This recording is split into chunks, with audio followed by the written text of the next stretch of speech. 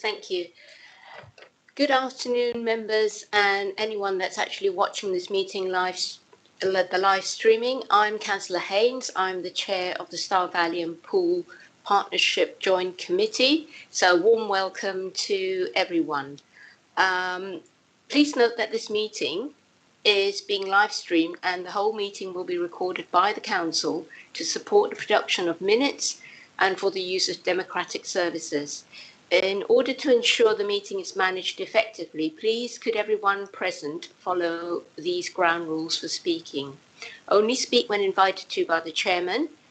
Mute your microphone when you are not talking, otherwise there will be feedback. So I will now move on to the agenda. I'm just calling it up. And while I'm calling up the agenda, I do apologise to anyone who's watching live streaming that we were a few minutes late. We did have some technical issues, but it's all been resolved, so we're now ready to go. So item 2, declarations of interest. Can I ask the members present, do any of you have declarations to make, please? Thank you. That's noted that none of the members present have any declarations to make. Item 3, confirmation of minutes. These were circulated and they are also attached to your agenda papers, pages 1 to 4. Are members content? Do members have any comments to make? So are we content to accept the minutes? Yes, Nikki. Sorry, Chairman, to butt in. Apologies need to be recorded. Oh, yes. So I'd like me to give those now. Yes, please. We have 3 apologies from Dorset Council. That's Councillors Brinton, Parks and Stour, and Councillor O'Neill from BCP Council.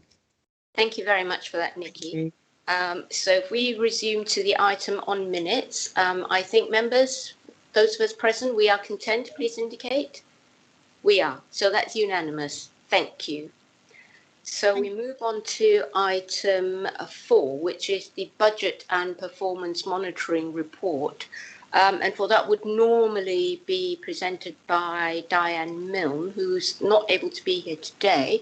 So I understand, Mr. Hudson, you're going to take us through that. Yes, thank you, Chair. Firstly, member, to say that the budget and monitoring performance was presented to Scrutiny panel on the 9th of March, and they've been fully through the document. With that in mind, if I can just briefly go down through the document and then welcome any questions. The main item we'd say is when we look at our budget position, the budget position at the moment is forecasting break even with the potential of a £69,000 surplus as at the December monitoring. We do also have some additional funds that will come into that budget from new burdens by the end of the year, but at this current point in time, we are forecasting a break-even position for that. If I was to talk about the Stour Valley and Poole Partnership Enforcement Service, for background there, a great deal of enforcement was withheld during 2020-21 and then the commencement of 21-22 for the courts being closed.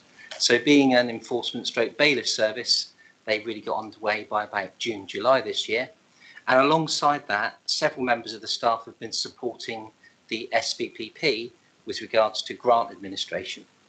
So at this point in time, we were hopeful that instead of making the £170,000 or 175 normally income, that they would meet their budget obligations as staffing obligations. At the time of this report, it looked like they may break even. At this point in time, it's looking like there'll be a £30,000 surplus within there, and again charges some funds to be made available to the service for the support they've given for COVID support and grant support throughout the year. That covers the main budget areas of there, but when we move into the main items, which is performance, so if I was to take us to item 3, which is benefit performance, firstly I'll explain where we are on our computer systems at the moment. Dorset Council have now successfully moved to one computer system for the whole of Dorset. So where before we were able to extract details for East Dorset Council and North Dorset Council, they all now formulate part of the one council performance. So we're no longer able to extract just for those what were previously legacy council areas. However, as has always been the case with SVPP, our performance for one area, one council, is always very similar to the performance for the other, because we process things in date order. So although we don't have the dates there, we're still confident that we're processing benefits within the 19 days. However, you'll see the target dates in item 3.2 for BCP Council and Dorset Council. Each council has their own individual targets. In currently at Q3, some of those dates that we have are showing an average of 18 days. The brackets below where there's a star next to it, that's an extract just for universal credit and housing benefit processing dates that are given from the Department of Work and Pensions. So it doesn't cover where we're processing council tax support payments, for example. So in summary, for benefit performance, we don't have any concerns at this point in time that we're able to reach the SVPP targets. I would also say across some of the benefit processing, the benefit service has also been involved in processing test and trace payments, what we called isolation payments for COVID. So they're now dropping off dramatically as that part of the process ended. So the service will be able to concentrate on its core benefit processing within there. Moving on to council tax and business rate collection, as I mentioned earlier, the courts didn't really get underway this year until about June, July. So at this point in time, collection rates, as detailed in item 4.3 for council tax, are down overall for BCP Council by about 2.4%, and for Dorset Council by about 1.9% at this point in time. We did advise both councils at the commencement of this process that it's probably going to take us about 3 years to get back on track with expected collection rates. So at the moment, we're not concerned with the collection figures that are there. Councils have made provisions within the financial areas. We're not at the moment forecasting any higher bad debt relief with any of those figures. So it's a matter of putting people back on payment plans to get them through over the next 12 to 18 months. Business rates, however, when we look at the collection rates there, they seem dramatically off target from where we'd expect them to be. However, there's a great deal of our businesses that are filling out this year, so our actual collectible debit is down. And if I could give an example of what will be happening as detailed in 4.7, we've got something called COVID-19 Additional Relief Fund. Now that's a relief fund that's been made available for all those businesses that weren't able to get the retail relief and leisure relief, for example. Now that's going to be differently administered by BCP Council and Dorset Council because we have different business rates databases. But I can say, for example, for BCP Council, the decision at the moment is that there will be 50% relief or up to £50,000 per hereditament for mainly for engineering and manufacturing businesses throughout the area. So where many of those businesses received no relief up until this point in time, we've got about £8 million to award there, and that's likely to go on those accounts before the end of the year. Similar will happen with Dorset Council, but Dorset Council may be even able to address some of their deficit with a greater level than that with regards to their type of business rates, hereditaments that are in the area. If we then move on to telephony, and telephony was a concern of the scrutiny panel, you'll see at the moment that we've been able to extract data under 6.6 for November 21 and January 22. And to give background, where each council had to move to some method of service from working from home, most of our what we call centre systems moved to being Microsoft Teams deployment. So it's only from November that we're able to really extract data across the BCP database. So we've had an extract in November, the first one, and one in January. That's showing 85% answer rate in November and an 87% answer rate in January. Our target is 85. However, we'd have always known before that we used to aim for 95%. And I would say we are more than aware of, I would say in some areas, customers' dissatisfaction with trying to get through to the service. So I would say we're meeting target, but we're aware of how people are feeling. That was particularly looked at by Scrutiny panel and reviewed that area. I can say with most of our calls coming through the customer contact team, there has been a doubling of available lines from 15 to 30 over this period of time and going forward at this point in time. So there is investment, and we are putting some of our reserves also into that area to support that. I would also add though, although we've tried to administer grants mainly by online, we haven't made a telephone number available. A great deal of our customers have contacted us by that phone line to receive support and in administering their online claims. And at the same time as we now move into our busiest time of the year with the bills landing last week and this week, we also now have the rebate payments, which many customers are interested in, which will be, for background, something that will start in April with the view of getting payments out from then on. In summary, I would say that our budget position is where we expect it to be. Our performance is not to the normal standards we would expect, but there's nothing there causing us concerns, and it's been reported to each council. And I'd welcome any questions. Thank you very much, Mr. Hudson. Members, over to you. Yes, Councillor Deadman. No, not really a question, Chairman. It's actually a congratulation for getting through this far with everything that's been going on. And I noted at the beginning that I think in the paper right at the front, you did point out, or whoever wrote the report pointed out, that everything has been done that can be done and has been asked. And I really think that's worthy of comment. So it's really that, Madam Chairman, with no particular question. Thank you very much for that comment. That's very welcome. Other members? Yes, Councillor Brown? Thank you, Chair.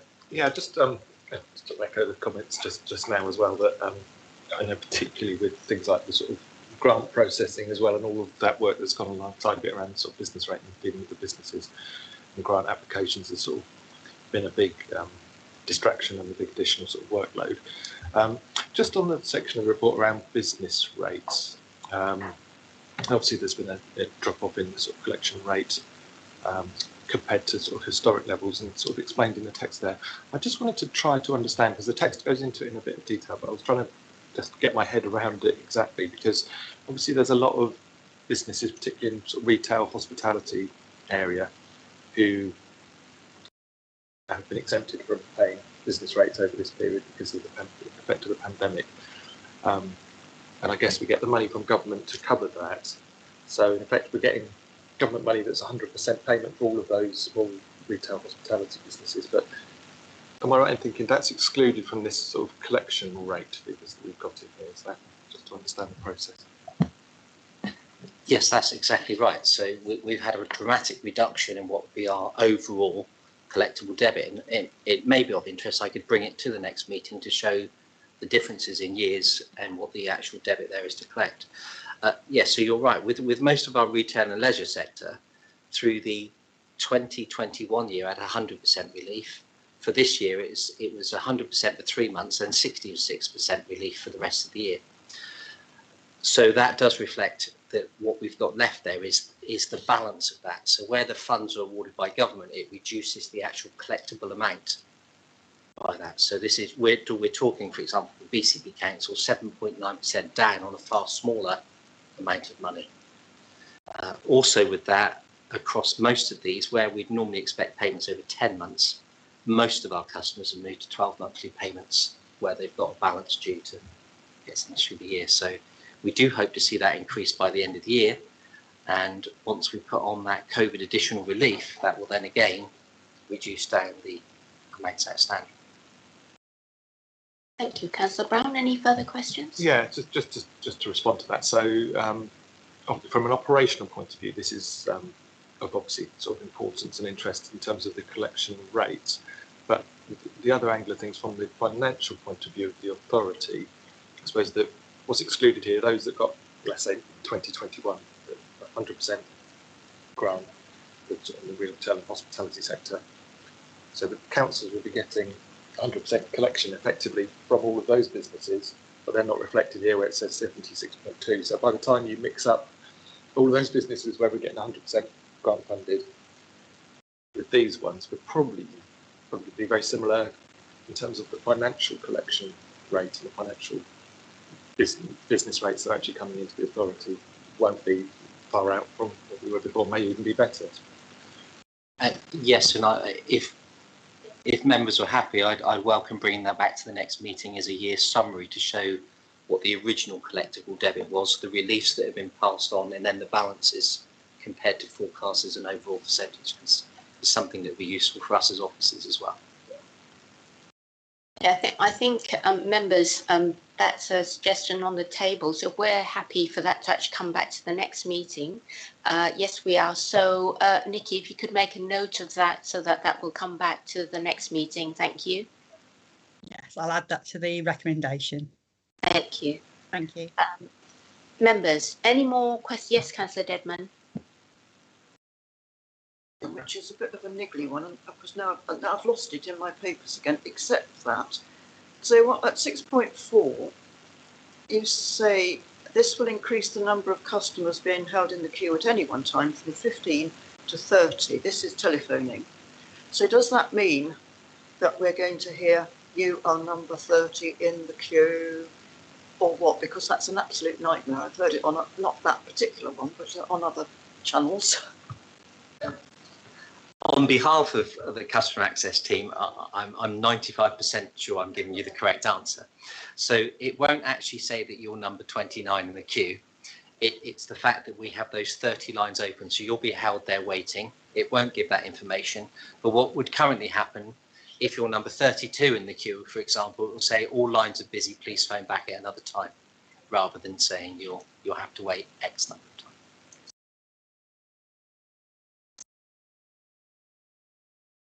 Yes. Is that okay, Councillor? Yes, Councillor Kirby. Hi, thank you, Chair. I'm looking at the call and demands, and actually, Councillor Devon's absolutely right. There's nothing more frustrating in terms of triaging. I understand that we make it quite obvious that you can go online to be able to do the majority of the work and the applications. Why are people still feeling the need to call in, and for what reason are they calling in for? No, thank you. Why don't one of people need to talk to us? We would actually say that most of our telephone calls are now getting more complex. So if we look at where many of our customers have moved to universal credit, a great deal of the customers that we now have remaining with us are the ones that are unable to move to universal credit, either for complex needs or complex assessments. So there's a great deal more of actual support required on the phone to direct them.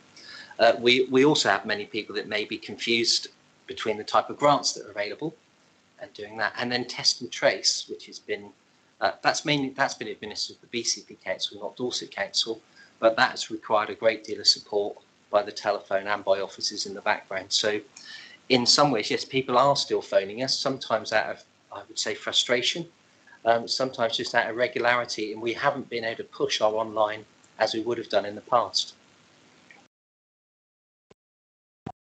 Thank you, Mr. Hudson. Well, that's very formal, wasn't it? Thank you, Paul. I think for me, if we are having those more complex calls that are coming through that aren't related to services that we actually really truly deliver, such as the universal credit and test and trace, are we being reimbursed by central government? Especially, I'm not looking at the test and trace, I'm more looking at the universal credit. If we're dealing with it and we're taking on a lot of questions. There's two parts to that. Universal credit will go through universal credit through the Department of Work and Pensions, but we could say it's the persons that aren't moving on to universal credit that we're dealing with in more detail now. We do also support, as part of our process, is administering housing benefit to offer advice and support and other things that can be claimed. So I would say, yes, we are reimbursed by the Department of Work and Pensions. They give us an administrative subsidy to support the work that we do. And with regards to the test and trace, yes, we have new burdens funding for BCP Council, and SVPP will be charging across to that. And part of that process has been putting some additional funds into the customer access team to support them with that overwhelming set of calls. Other than that, I would say it's been an exceptional couple of years, and people have been picking up the phone. When we get back to our regular business revenues and benefits, I'm hoping we can put people again to the online services rather than the telephony services. Councillor Kirby, are you content with that? Very content, yes. as Okay. always. Mr. Hudson explained it very well. Thank you. Councillor Dedman. I'd just like to come in on that, in that the telephoning, where I'm sometimes number 6 in the queue, I think you're quite right that it is sometimes a complex thing, but the other time is that I'm very, very old. And I live in an area where everybody is very, very old. And the instinct is always pick up the phone. And I think this is where we have to manage that. I do now do a lot online, I must admit. But the instinct, certainly in Christchurch, with a huge amount of older people, you're not always online. You haven't always got this little computer. So I think that we're still going to need phone calls for quite a while until people get the hang of it, including myself. Chair, I would fully agree, and I think with the £150. Not about the old bit. No. Yes. With the £150 rebate for customers, I think that's going to be a very challenging time, and the customer services team for BCP outside of SVPP, I think, will be providing a lot of support to help put people through that. We're also for all the partner councils saying ideally that's what the libraries are for, as well as if we can put it there, and that may be the quickest way through. The only other side of that, we were amazed that the grant system was only online application, and somehow that was also quite successful. But I'm not sure how much the telephone was actually supporting people in making those claims. So, but the plan is always to be there. Yes. Thank you for that. Councillor Brown, did you want to come back in? Yes. Yeah, thanks. Just on the customer access bit of the report, which was obviously discussing there as well. But yeah, I understand obviously that the scrutiny panel sort of had quite a bit of discussion around the sort of customer access bit. And obviously, I am sort of concerned by the numbers, and it's showing a sort of a drop off in the percentage answered, which really, I suppose, reflects the sort of anecdotal feedback that we've had, and as it says, we're aware from customer feedback about the delays that have been experienced.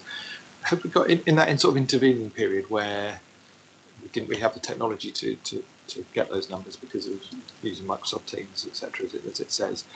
Have we got any feedback, any inkling of whether it was around that 85% or whether it was worse at points? Because I think we do have a really big issue, well, particularly in BCP Council, I think, and that obviously, because of the way it's now set up, impacts on SVPP.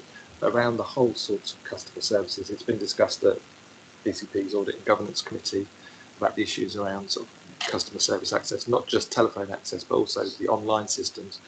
And it sort of said, they're struggling, they're failing, and there's a project over the next year to try and fix them. And in my opinion, the online systems have failed in BCP. As a local councillor, I couldn't even report a pothole on the phone or online. You try online, it gives you phone numbers that don't exist anymore because the council doesn't use them. So you phone the one it tells you to go to, you go through all the rigmarole, press all the buttons, speak to somebody, said, we don't deal with high-rise issues, you've got to call this number and ask for this. And I said, that's exactly what I've done. And you get through somebody who doesn't know what you're talking about. And that's reporting a pothole. And the feedback I'm getting from residents is they're having the same problems, and they end up just phoning the council or emailing the council to say, can you sort this out? And we have exactly the same problems. And I think BCP Council's customer services system has failed and is just not operational. And residents are telling me they can't be bothered doing it online anymore because the online systems don't work.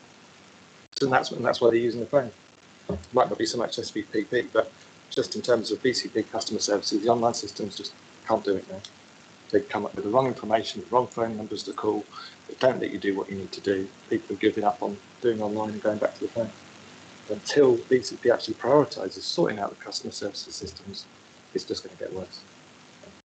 Thank you for those comments, Councillor. Before I bring Mr. Hudson in, I think that it's kind of all gone into a melting pot. That yes, there is a central customer call centre, but here in this meeting here, we are really just looking at the SVPP side of it. And I think Mr. Hudson had actually said that although calls are not as many in number as they had been historically, the calls are more complex. So I could be wrong in saying this, but someone could call in and a call that would normally say take 5 minutes might be taking 15 minutes, 20 minutes. So actually that could be part of the issue. But we are, whilst I think your comment is a fair comment, but it is also a general comment on the customer services side of things. But here we're actually just looking at the SVPP bit of it. So, Mr. Hudson, if you have further comments. My comments would be the period of this year, probably from May to August, where we don't have data, I would have said we wouldn't have been reaching the 85%. My reasoning for that would have been the number of reminders and final notices that we were issuing out to start that recovery process again, which were in their tens of thousands. So I would have said we would have been promoting their almost call failure because we had to start that recovery process.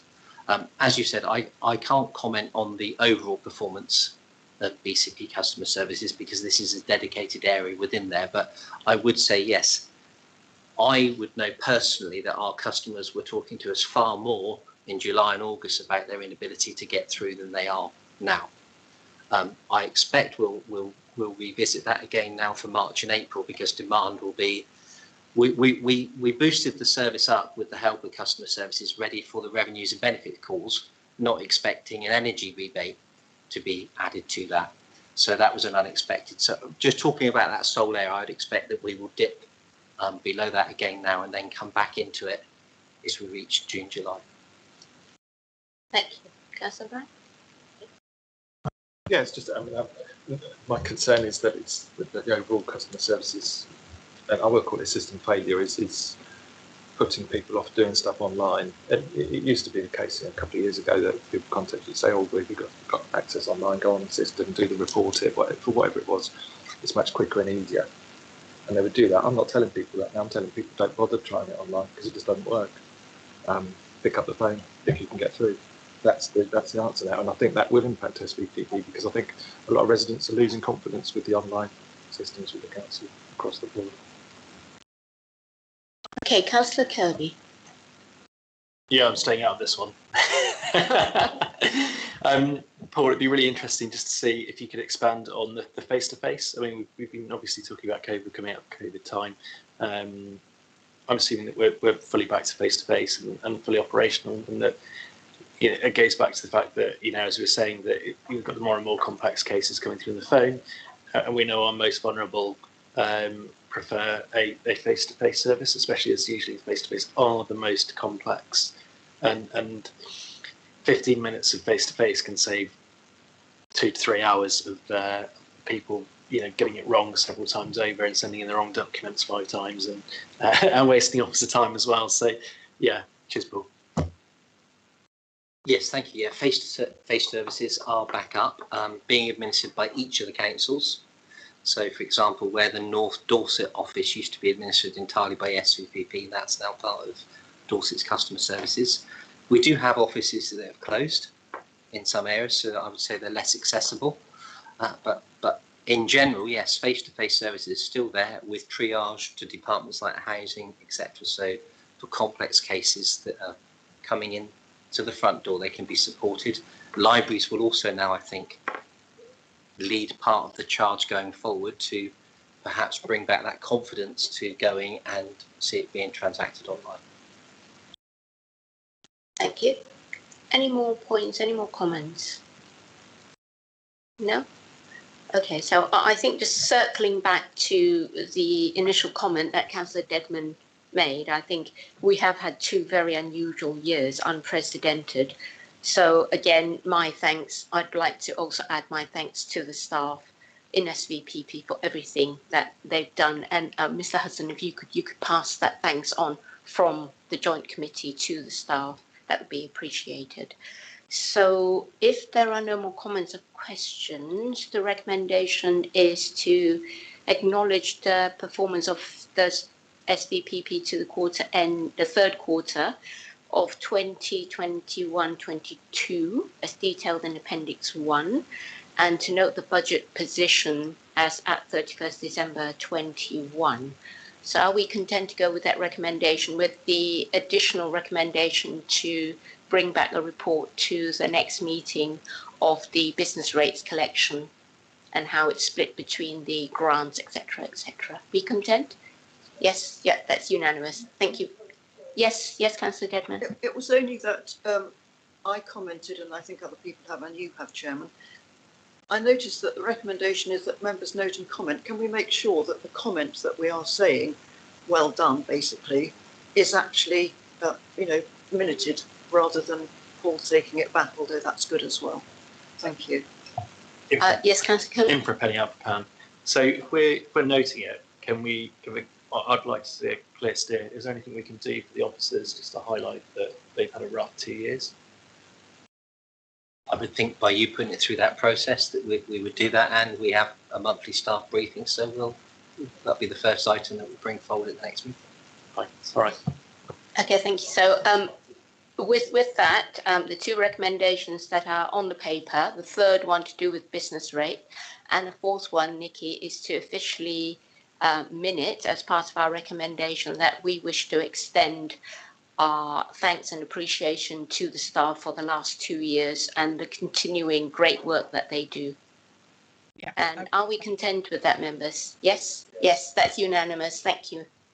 Thank you. So we now move on to the next item, item 6, which is the budget for 2022-23. I believe, Mr. Hudson, you are presenting that one as well to us? Yes, thank you. Before I start going through the report, I'd like to just give an update on where we are with regards to SVPP, if I may. Yes, please. Because I think it might help. Thank you. So at this point in time, we'd normally bring to you the annual budget, scheme of delegation, and a 2-year business plan to administer.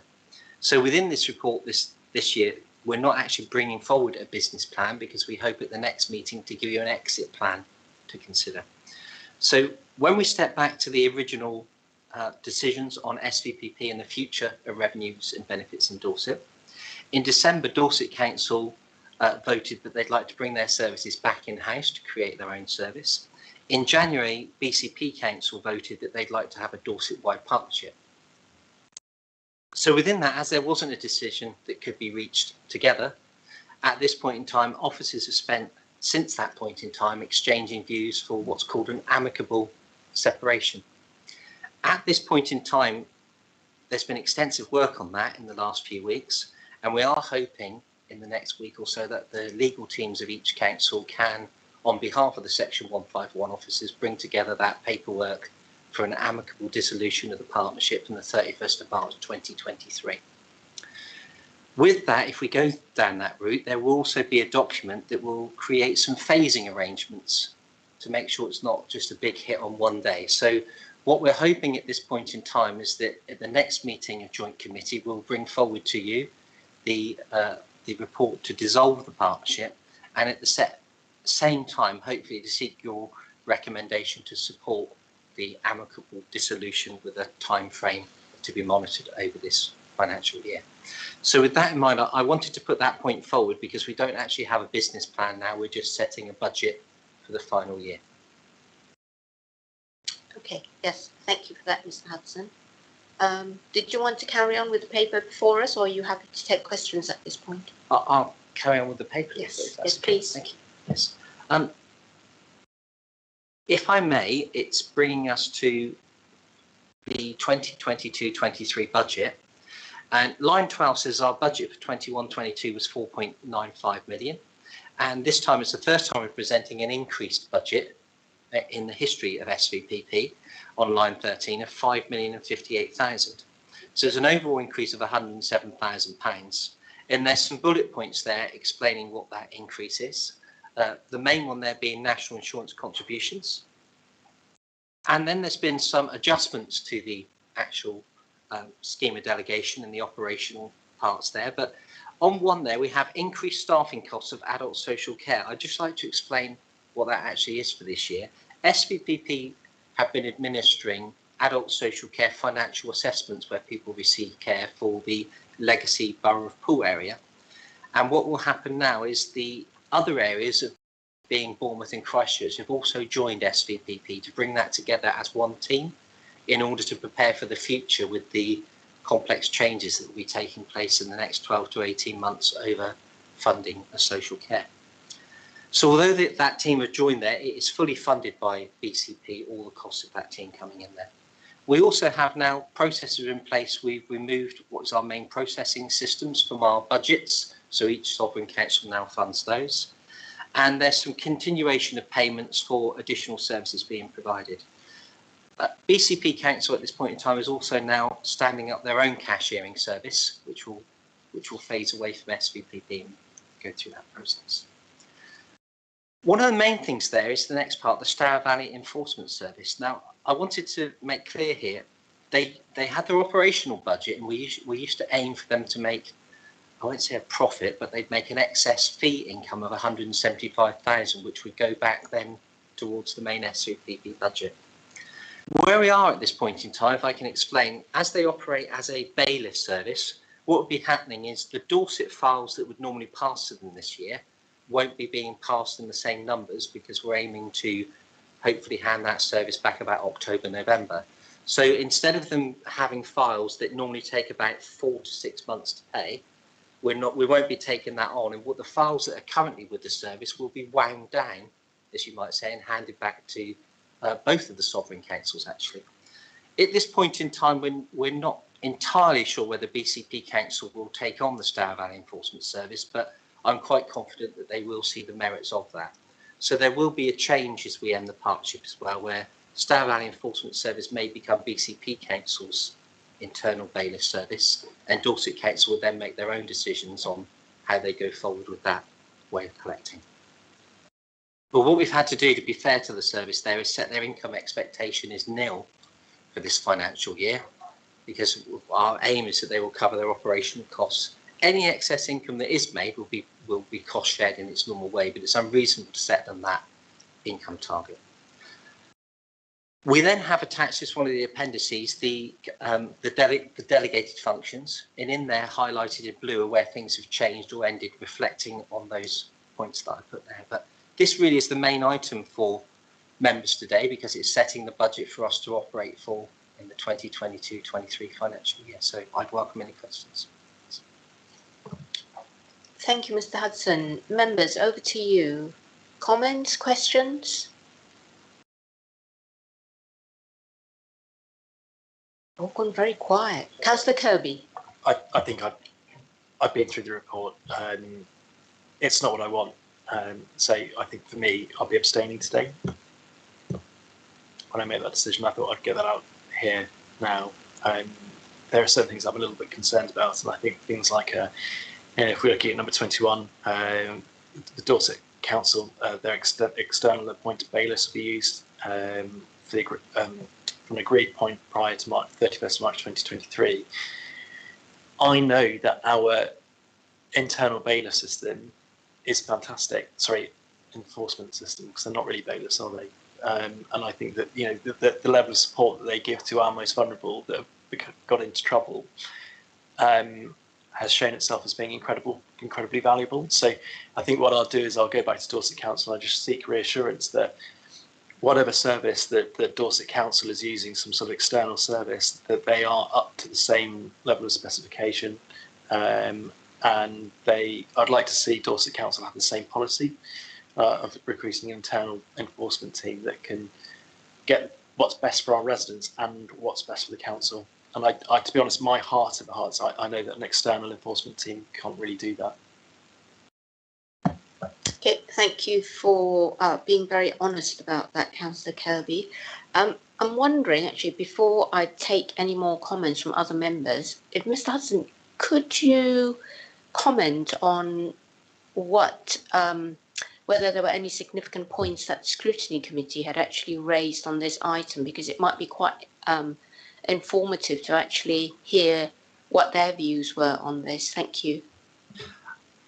Thank you. The only comment for yourselves from the Scrutiny panel was to ensure that Section 151 officers moved on with an amicable separation and made a decision on behalf of staff, so they've got a clear future going forward with it. So that was their only comment to yourselves. Okay, thank you for that. Other members, do you have any comments you wish to make, or questions, points you wish to ask Councillor Denman? Oh, sorry. I think it's probably a daft question. It's on, I don't know, 21. There's no such thing as a daft question. Well, yes, there is. Yeah. Yes, you know me.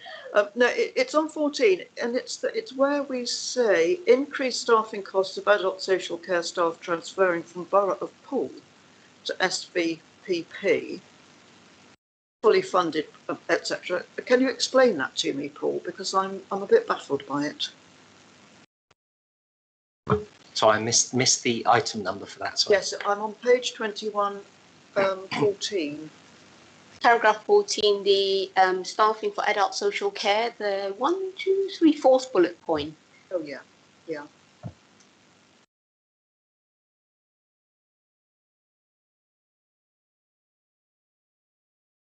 I might have a slightly. Sorry, page. Oh.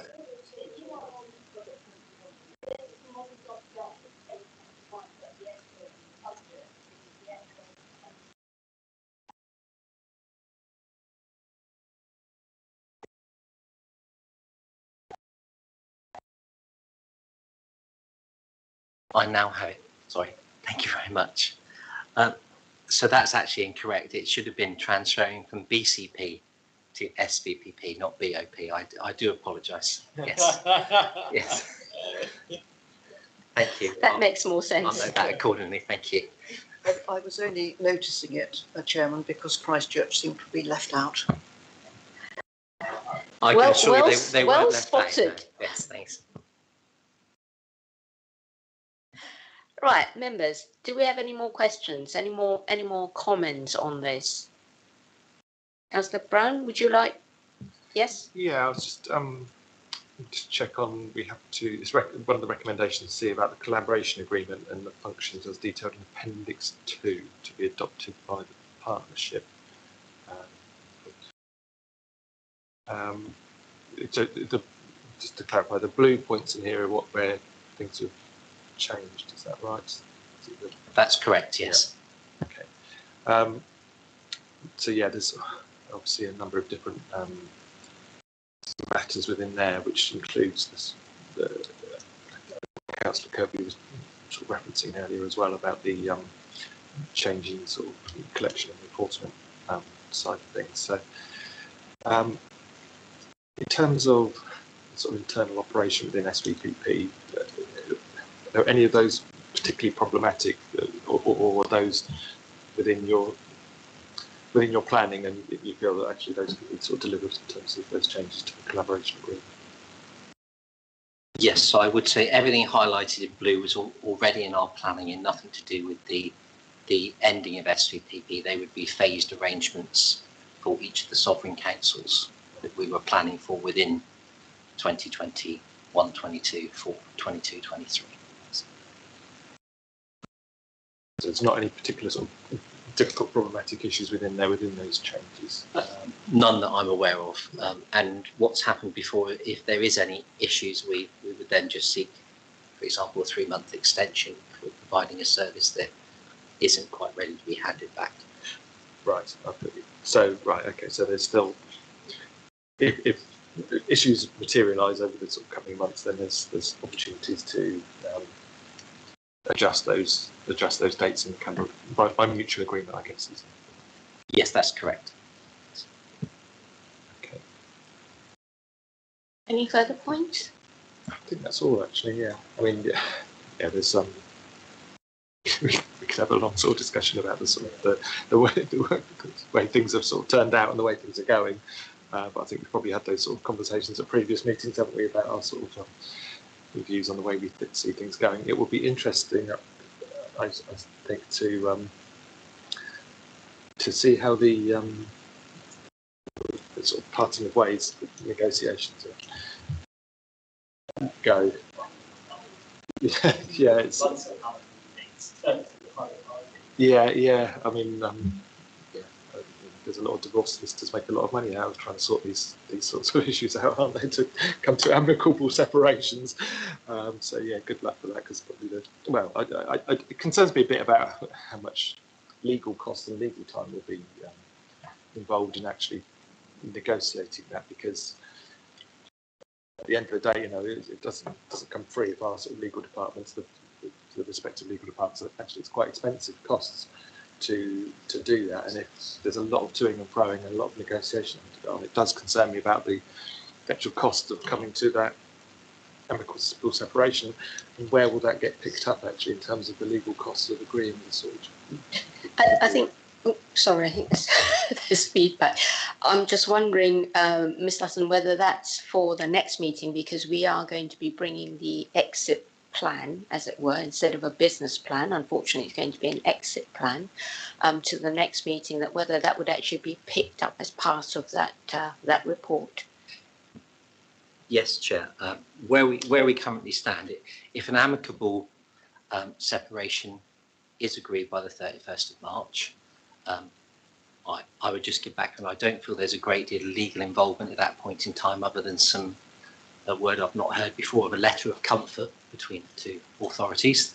Most of the work's taken place between officers and Section 151 officers at this point in time. If we don't meet the date of 31st of March with an amicable agreement, then there would be extensive legal work, HR work, and everything else coming back to this committee to agree for a formal separation. So all the work we've done so far has been for amicable, which I would say is probably in the best interest of both councils, and that's been officer time rather than legal teams. If it's not agreed, then we do have to go back to the original collaboration agreement, and then you would have to lead the dissolution of the partnership then. So that will come to the next meeting, as you say, Chair. Okay. Thank you, Mr. Hudson. Councillor Brown? Yeah, so I suppose it would just be our hope, I guess, and that officers can come to that sort of amicable separation agreement, because it's in nobody's interest long term. It's certainly not in the council taxpayers' interest for legal departments to become involved and those sorts of costs. I suppose the question is, they've got 10 days now to sort of agree. And it's probably one of these cases, isn't it, where actually as you get closer to the deadline, it very much focuses minds, and people start to say, well, okay, we'll accept that then. And it's at the 11th hour, isn't it, when everybody finally says, okay, we've got a deal. But if it doesn't, and we do have sort of ongoing costs, where would they be budgeted from to cover those costs? Is that from within SVPP budget and overspend, or would the relevant cabinets of the two authorities need to make a decision about how that's funded? Mr. Hudson? The collaboration agreement signed, I think it was 2014. At the time was between 4 authorities, and then there was a deed of variation accepted by the 2 authorities. That says that the partner council giving notice would be responsible for all relevant costs with regards to the ending of the partnership. So in that case, I think there would be extensive legal discussions and finance discussions if we were going down the formal route with, I would say, SVPP within that, not saying any agreements that might be made by the councils would initially fund that with the view of fully recharging the exiting council for those costs. That's where things currently stand.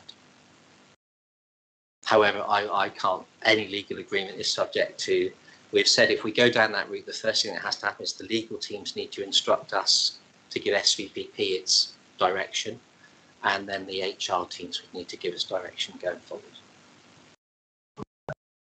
Okay, thank you for that. I think, as you say, Councillor Brown, we could talk about this at great length, but we have already had a very good debate at the previous meeting. So I think from the chair, there is 10 days. It is getting very close. And that perhaps, Mr. Hudson, if we reach the deadline and an agreement has been reached, whether you could then tell members of this committee. Obviously, you probably will not be in a position to give us any details, but it's just to give us the heads up as to whether an agreement has been arrived at by that deadline. Would members like that to happen? Yes? Yes? Okay. Yeah, we'll put that as one of our recommendations, say if you could get back to the committee to let us know what the outcome is. Certainly, Chair. Okay. So any further comments, members, on this item? Yes, Councillor Kirby? it's only to say that I still love the BCP and I still love the members, and I think that there's still going to be areas in which we can cooperate. And I think one of the big things is in 10 years' time, when we're going backwards and undoing this process and rejoining up, it'll be great to see you all around the table again. I like your enthusiasm, Councillor Kirby, and thank you very much for those very kind words about BCP. Thank you. So, on that note, members, if we have no further comments, if I go back to the recommendations, is as set out in the papers A to D. I know, Councillor Kirby, you said that you were going to abstain, and if we could add another recommendation there, Nikki, please, that the members of this joint committee are informed on or before the 31st of March what the outcome of the officer discussions have been in terms of the separation agreement. Members, those who are happy to support those recommendations? No? Councillor Dedman, you're looking a little bit concerned. No, sorry, Chairman. I sort of had a vague question and I haven't got round to asking it. Please go ahead. Well, it is in the recommendations and we've got draft budget. Yes, I can go with that. The income expectation, nil. But the collaboration agreement Schedule 1 functions detailed in Appendix 2 be adopted by the partnership. How set in stone would that be? Because some of it, as we're talking about bailiffs and things like that, some of it I think will change as we go. So are we agreeing this but with the proviso that things will change as we move along?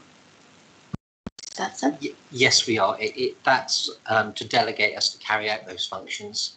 And when we bring the next plan to you, it will then, the plan that we propose is in the same line to that document to phase services. Yes, thank you, Chairman. Yes, I'm satisfied with it. Okay, thank you. With that clarification, members, so are we happy to support those recommendations?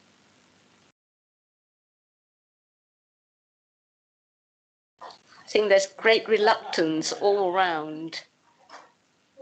Can I just say as well, I am very reluctant at the whole, the breakup of the whole system. So I mean, I don't know how to vote really, whether to say it's got to happen, so yes, we have to go with it. But or yes, Nikki, if you can help. I think as there is some indecision here, I think you need to go to each councillor and ask them how they're voting in person, please, because we've got at least one abstention we've been notified of. So if you wouldn't mind going through councillors and then asking for each vote, please. Okay, I will do that. So, Councillor Brown? I'll abstain. Thank you. Councillor Dedman? yes, I'm going to abstain. I'm so sorry, Chair.